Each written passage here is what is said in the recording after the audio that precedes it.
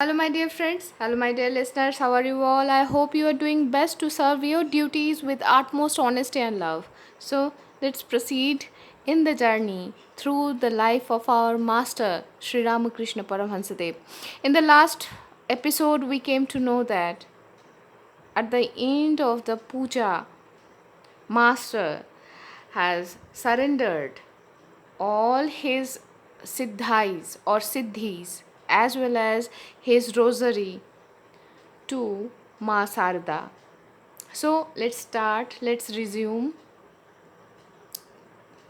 with this sacred ceremony called in the Tantra the Shoroshi Puja. Shoroshi means a 16-year-old girl, and when Devi is worshipped in that form, that is known as the Shoroshi Puja.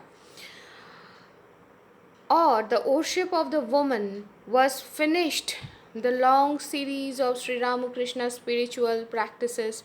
It was the consummation of his sadhana in which he dedicated his all to the mother of the universe, manifested through the living symbol of Sarda Devi. To his illuminated vision, everything in the universe became the symbol of God. His sweeping glance encompassed both absolute and manifestation, so that, like the Rishi of the Upanishad, he might say, Thou art the woman, and thou art the man. Thou art the boy, and thou art the girl. Thou art the old man tottering on his Thou pervadest the universe, born in multiple forms. The Holy Mother continued to live at Dakshineswar, enjoying the Master's divine company. The following her reminiscence of those blissful days. I have no words to describe my wonderful exaltation of spirit as I watched him in different states. Under the influence of divine emotion, he would sometimes talk on abstruse subjects, sometimes laugh, sometimes weep, and again become perfectly motionless in samadhi. This would continue throughout the night. There was such an extraordinary divine presence in him that I used to shake with fear and wonder how the night would pass. I understood little of trances then. One day, finding his samadhi would not break, I was terribly afraid and wept and sent for Hriday. He came and uttered the Lord's name in his ear for some time before he could bring him back to consciousness. Then, finding that I suffered, the Master himself taught me to utter such and such names of the Lord when particular kinds of trance set in, or such and such mantras when there were other symptoms. After this, I had less fear, for he would regain consciousness when those methods were adopted. Months passed in this way. Then one day he discovered that I had to keep awake the whole night lest he should go into samadhi, for it might come on at any moment, and asked me to sleep in the concert room. She used to say that in those days the master taught her everything, beginning with such details of domestic life, how a lamp was to be trimmed, how she was to behave with the different members of her family according to their different natures, and how she should conduct herself while visiting up to the highest spiritual subjects such as prayer, chanting of the Lord's name, meditation, samadhi, and even realization of the Brahman. How different from the married life of the ordinary man! One stands in awe before such a lofty example. One day, Sarda Devi, as she was massaging the master's feet, asked him, What do you think of me?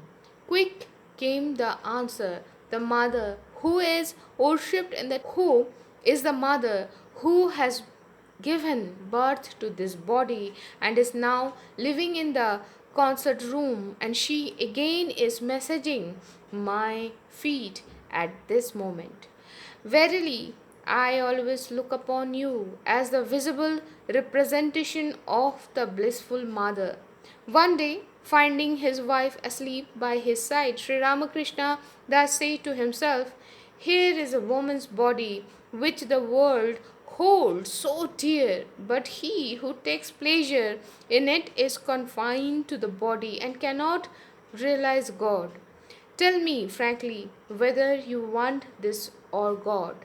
If the former, then here it is." His purified mind answered the searching question by merging in a samadhi so deep that it lasted the night. Next morning, after considerable difficulty, he was brought back to consciousness by the repetition of the Lord's name in his ear. Months passed in this way, but not once did the mind of this divine couple come down to the plane of sense. This was possible because both husband and wife had their minds attuned to the infinite. Sri Ramakrishna complimented Sarda in unequivocal terms. He used to say, "After marriage, I anxiously prayed to the Divine Mother to root out all sense of physical enjoyment from her mind. That my prayer had been granted.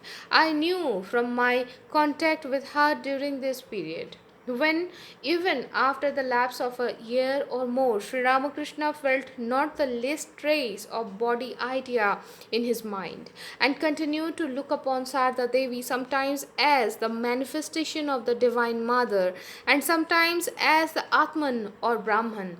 He understood that the Mother had brought him successfully through the ordeal, and that through her grace, his mind was able to remain without any effort on his part on the highest plane of spiritual realization.